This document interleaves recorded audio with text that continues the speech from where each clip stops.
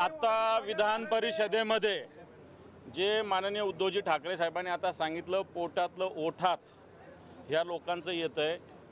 आता परिषदेमध्ये बोलत असताना प्रसाद लाड या भारतीय जनता पार्टीच्या सदस्याने शिवसेना प्रमुख मान्य बाळासाहेब ठाकरे यांचा उल्लेख केला. शिवसेना प्रमुख मान्य बाळासाहेब ठाकरे यांनी मुंबईमध्ये ही विचारसरणीचे लोक मारले अशा प्रकारचं वक्तव्य केलं.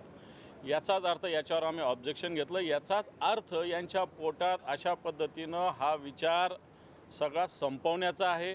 नक्सलाइट्स होते का मुंबईत? तर नाही.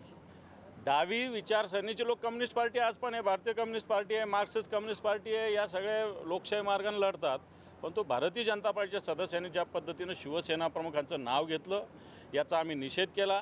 या विधेयकाला पूर्णपणे विधान परिषदेमध्ये आम्ही विरोध करून, विरोध दर्शवून सगळ्यांनी सभात्याग केलेला आहे, वॉकआउट केलेला आहे, एवढंच तुम्हाला सांगतो.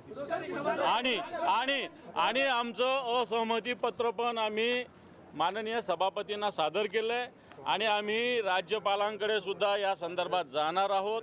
काँग्रेस, राष्ट्रवादी, पूर्ण महाविकास आघाडी यांनी अशा पद्धतीनं हे पत्रसुद्धा दिलं आणि राज्यपालांना सुद्धा आम्ही भेटून विनंती करणार आहोत की या बिलवर तुम्ही सही करू नये.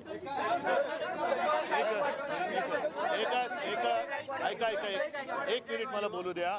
थोडक्यामध्ये काय की जरी या बिलाचं नाव त्यांनी जनसुरक्षा असं ठेवलं असलं तरी जनसुरक्षा नाही. कोणत्याही जनाला कधी पण केव्हाही कोणत्याही आरोपाखाली हे तुरुंगात टाकू शकतील असं हे भयानक बिल आहे. म्हणून जनतेने याच्यापासून सावध राहावं की हे तुमच्या सुरक्षेसाठी नाही, हे भाजपच्या सुरक्षेसाठी आहे.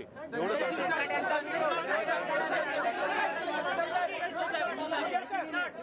विधिमंडळ परिसरातून उद्धव ठाकरे बोलत होते आणि विधान परिषदेमध्ये जनसुरक्षा विधेयक मंजूर झाल्याची माहिती समोर येते. मात्र विरोधकांनी याला कडाडून विरोध केलेला आहे. हे जनसुरक्षा विधेयक नाही तर भाजपा सुरक्षा विधेयक असल्याचा घणाघात उद्धव ठाकरेंनी केलेला आहे. या विधेयकाच्या नावाखाली कोणत्याही माणसाला जेलमध्ये टाकता येऊ शकतं, कारवाई होऊ शकते, अशा पद्धतीचं मत यावेळेस उद्धव ठाकरे यांनी मांडलेलं आहे आणि या विधेयकाला विरोध करत असल्याचं यावेळेस त्यांनी सांगितले आणि विरोधाचं पत्र सुद्धा सभापतींकडे दिल्याचं अंबादास दानवेंनी म्हटलंय. विधान परिषदेमध्ये सुद्धा जनसुरक्षा विधेयक आता मंजूर झालेलं आहे. या विधेयकामध्ये काही शब्द जे खटकलेले ते यावेळेस उद्धव ठाकरे यांनी सांगितलेले. यामध्ये नक्षलवाद, माओवाद यासारखे शब्द स्पष्टपणे तुम्ही टाका. यासह देशविरोधी, देशविघात कार्य